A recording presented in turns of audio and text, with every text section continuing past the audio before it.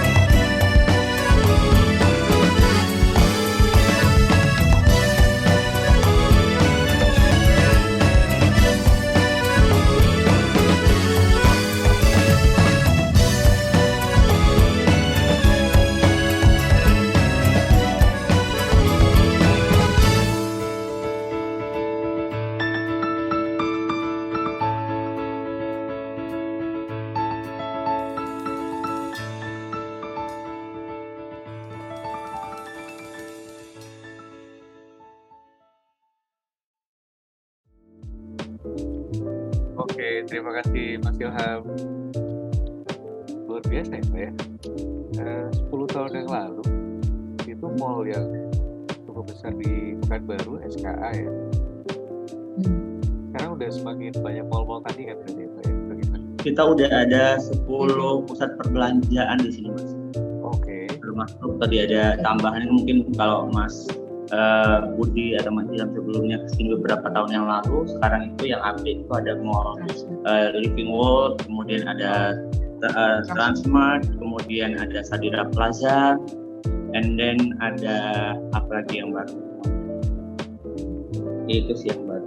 Panam Square, itu sih. Ciputra, Plaza Citra, SKA itu kan yang lama-lama punya ya.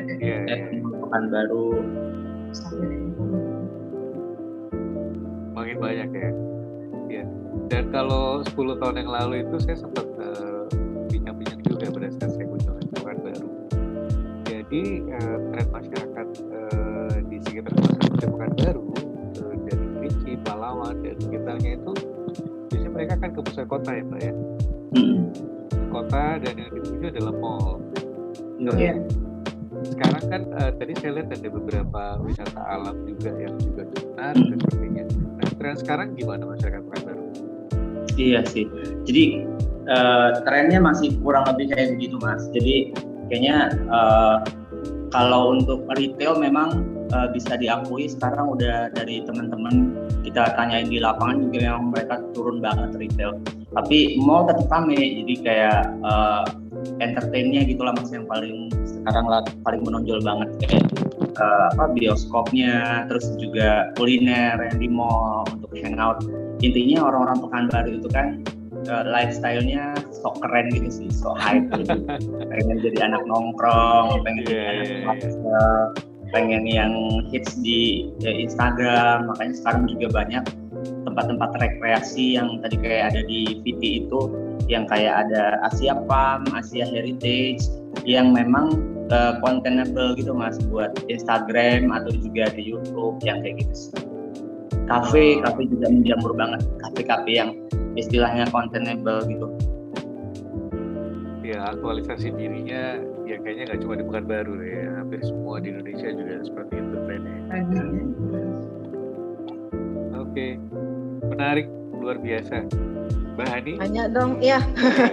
Iya Mbak Hani. Tadi lihat videonya itu mallnya udah banyak, terus tempat hiburannya juga banyak gitu ya. Itu kan videonya mungkin sebelum pandemi kali ya Mbak ya. Kalau setelah kondisi pandemi ini, kondisinya gimana? Ya, justru itu ada beberapa yang diupdate kayak Asia Heritage itu yang kayak ada kayak di Jepang miniatur Jepang itu justru baru dibuat tuh, baru kita update sekitar seminggu yang lalu ya, 2 minggu yang lalu Mbak. Oh, kayaknya di sana ini ya tidak terlalu pengaruh ini ya COVID ya. Yang penting sehat-sehat, jaga prokes paling kayak gitu ya. Ya kalau tadi lihat dulu berpuluh-puluh tahun yang lalu waktu ke sana kan ada tempat ngopi apa Kimteng ya. Tadi ada juga. Sekarang ada di mall juga ya, ternyata nggak cuma di kedai kopi itu doang ya. Iya, setiap mall hampir tak ada rata Kimtengnya. Kimteng ya. Jadi dia udah buka cabang di mall-mall ya. Di rumah sakit jadi kayak rumah sakit juga dia ada Kimtengnya Mbak sekarang. Oh, oke. Swasta kayak Awal Bros itu mereka selalu ada Kimteng gitu. Tapi di hospital gitu.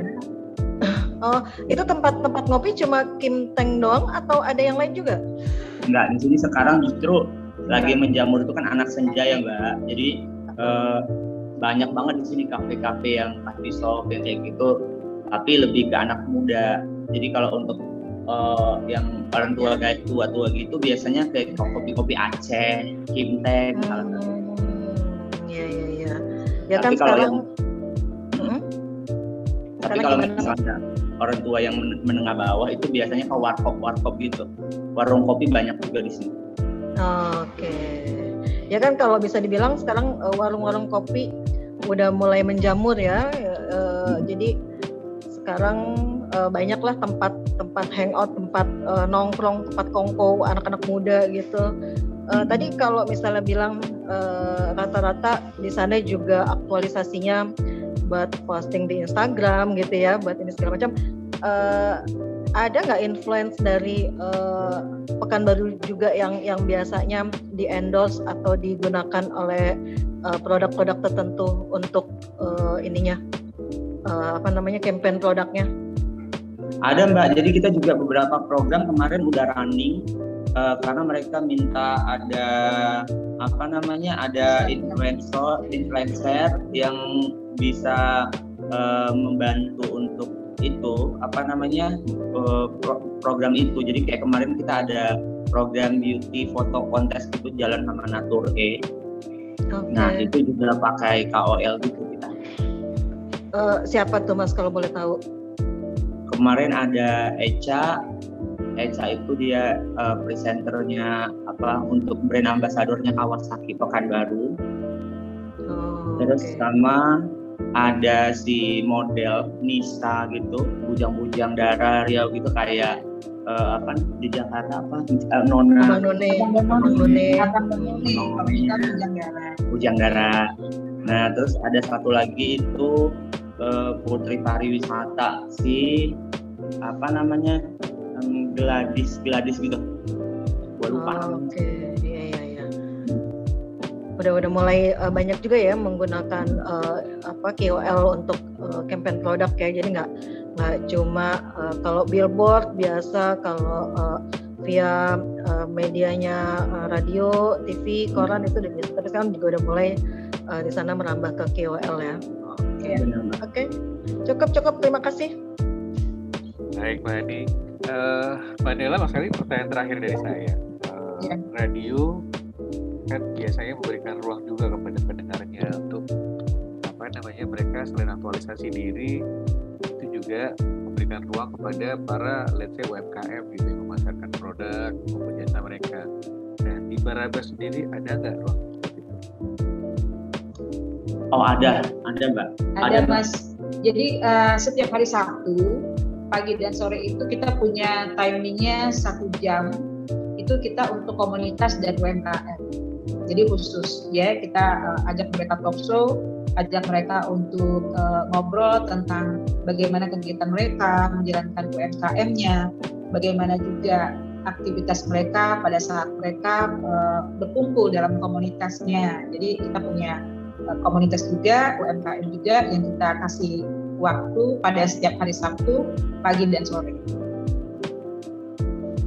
Wah, lengkap berarti ya? Harus lengkap. Sekarang paket lengkap. Jadi Mbak Hani, untuk next pertimbangkan itu untuk Suggest Barabas Pekanbaru. Ini Mbak Dino sama Mbak Diana dan teman-teman di Client Service juga ya.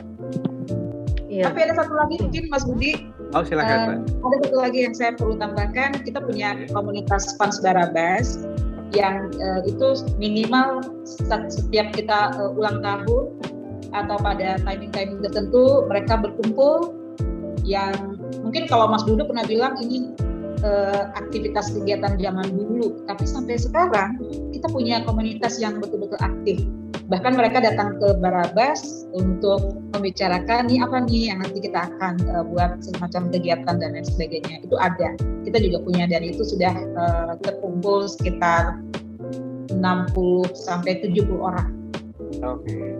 Dan kita sekarang lagi buat itu Mas community space di bagian belakang. Nanti siapa tahu Mas Budi, Mas Ilham, Mbak Hani dan Mbak Barabas nanti mungkin itu udah jadi yang di belakang. Jadi kayak ada garden di belakang, nanti kita mau buat jadi community space. Kemarin udah konsultasi sama orang arsitek gitu untuk ngedesain.